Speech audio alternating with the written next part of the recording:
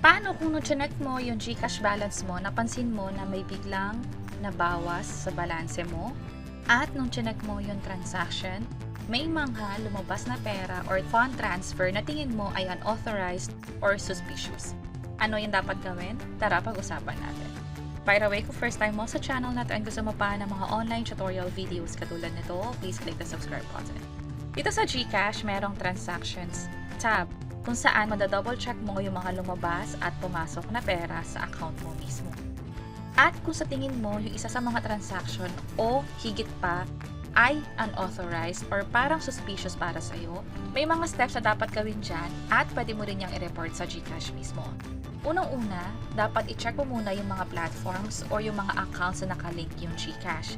Kumbaga, ginagamit mo yung GCash pambayad. Ano-ano yung mga halimbawa nito? Kasama dyan yung Google Play Store, App Store, Netflix, Spotify, at marami pang iba. Baka kasi doon nanggaling yung transaction at nakalimutan mo lang.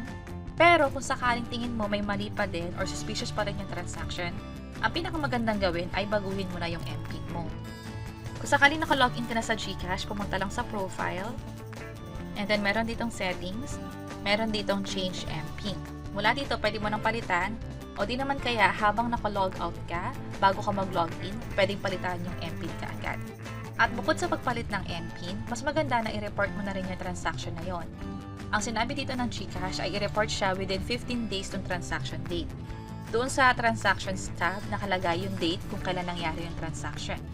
At kapag ganyan, i-report na sa GCash, andito yung link para ma-report sa kanila. Ano yung mga dapat i-provide? Yung detalye mo tungkol sa GCash, kasama din email address, full name, cellphone number, magkano yung amount na pinag-uusapan, date of transaction, account type, at may mga iba pang katanungan dito.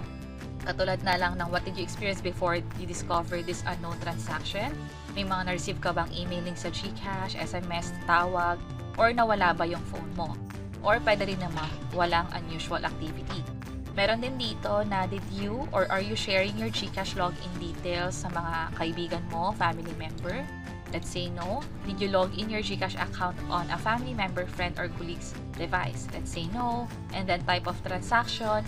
Doon sa transaction history nakalagay naman kung cash out siya or transfer. Pwedeng sabihin natin na send. And then, what is the brand and model of your device? Ilalagay dito kung ano yung gadget na gamit mo, mapa Apple man yan or kung ano mang brand yan. Also, dagdagan na rin ng ibang detalye at maglagay na rin ng screenshot ng transaction history maging nung iba pang pwede makatulong dito sa nire-report mo at isubmit na rin ito. At kapag nasubmit na nga yung report, i-check lang ulit yung profile at help, your conversations or yung tickets para sa feedback ng GCash. Ang sabi dito ay may magko-contact daw or mag-reach out sa'yo within 24 hours kapag may mga unauthorized transaction or tingin mo suspicious transaction dito sa GCash. And that's it. Sana nakatulong itong mga information na to. And para sa iba't ibang mga tutorial videos pa, pwede nyo i-check itong mga nasa bandang baba. Sana makatulong and see you sa mga next videos. Bye-bye!